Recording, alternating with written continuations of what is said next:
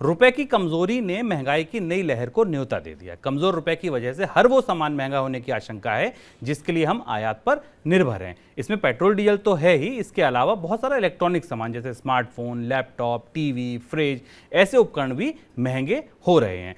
अधिकतर सर कच्चा माल ऐसा है जो विदेशों से हम आयात करते हैं, बहुत सारी चीज़ें ऐसी हैं जो हम डायरेक्ट पूरा प्रोडक्ट ही आयात करते हैं।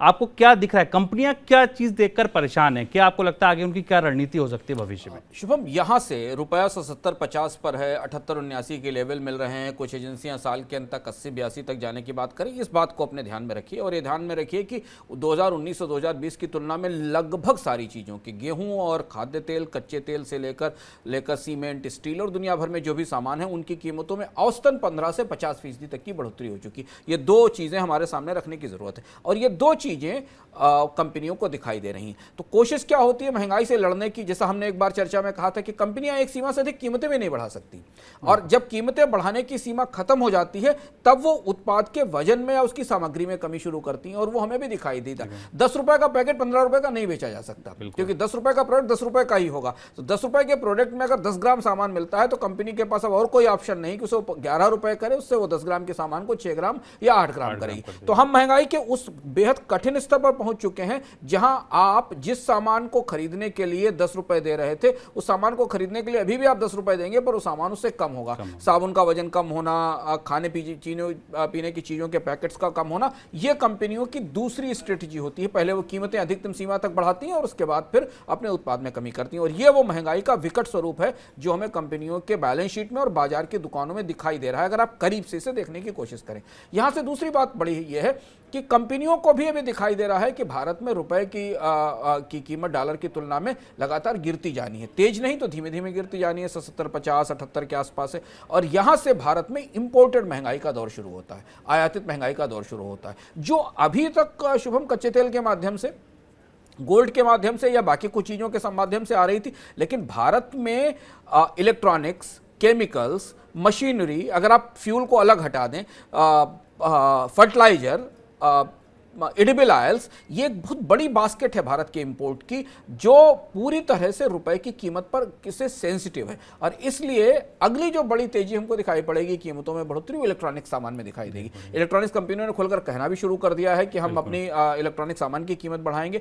हमें मोबाइल फोन में, स्मार्टफोन में, टैबलेट में, कैमरेज में जो इलेक्ट्रॉनिक कंपोनेंट हैं उनमें, और ये बढ़ोतरी इसलिए नहीं होगी कि जिस देश में बन रहे हैं उस देश में उसकी कीमत बढ़ गई है, बढ़ोतरी इसलिए होगी कि हमारा रुपया या भारत की करेंसी कमजोर हो गई।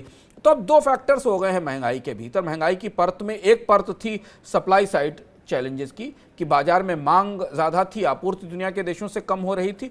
दूसरा चैलेंज हमारे सामने आ गया कि जब हम इंपोर्ट कर भी पा रहे हैं तो उस इंपोर्ट की लागत रुपया कमजोर होने के कारण बढ़ गई और ये वो इंपोर्टेड महंगाई है जो लंबी चलेगी और इसीलिए कंपनियां उसकी तैयारी कम से कम अगले 3 क्वार्टर के लिए कंपनियां इसकी तैयारी कर रही हैं और एक बार आप जानते हैं उपभोक्ता उत्पादों की कीमतें बढ़ती हैं तो फिर वापस लौटती नहीं है। बिल्कुल, इलेक्ट्रॉनिक उपकरण बनाने वाली कंपनी हायर ने कहा भी है कि वे इसी महीने दाम 3 से 5% तक बढ़ा सकती है।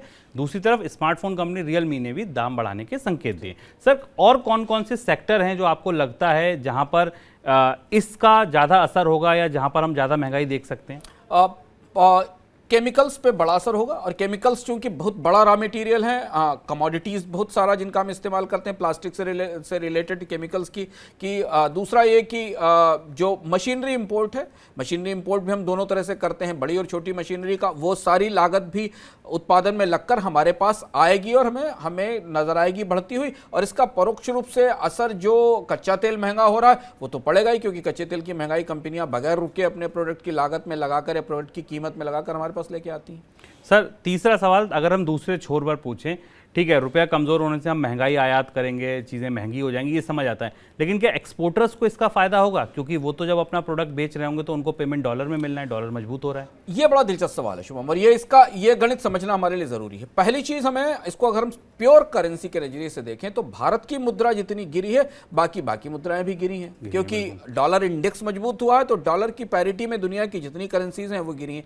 तो यहाँ इसे समझने के लिए हमें देखना चाहिए कि डॉलर, रुपया और डॉलर की पैरिटी के बजाय रुपया और युआन की पैरिटी क्या है, रुपया और बांग्लादेश के रुपए की पैरिटी क्या है, क्योंकि भारतीय निर्यातकों के जो प्रतिस्पर्धी बाजार हैं जहां लागतें पहले से ही कम थी, उनकी करेंसी में गिरावट से उनके निर्यातों की प्रतिस्पर्धात्मकता भारत की तुलना में ज्यादा बढ़ी है। तो पहली चीज तो ये समझना जरूरी है कि रुपए में गिरावट हमेशा निर्यातकों के फायदे के लिए नहीं साबित होती।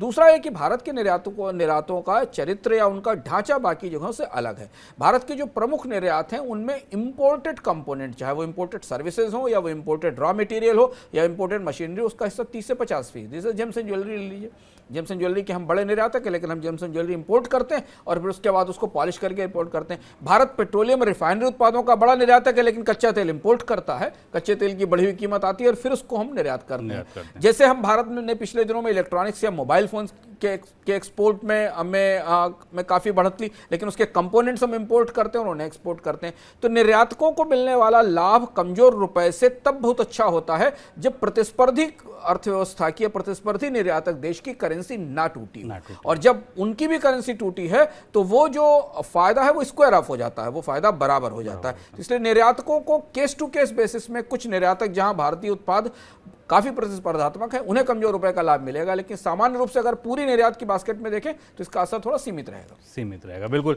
ये इतना आसान नहीं है सीधा समझना कि रुपया कमजोर हुआ एक्सपोर्टर्स को फायदा होगा। इसके अंदर भी कई ऐसी जटिल व्यवस्थाएं हैं, परिस्थितियां जिनको समझना भी जरूरी है।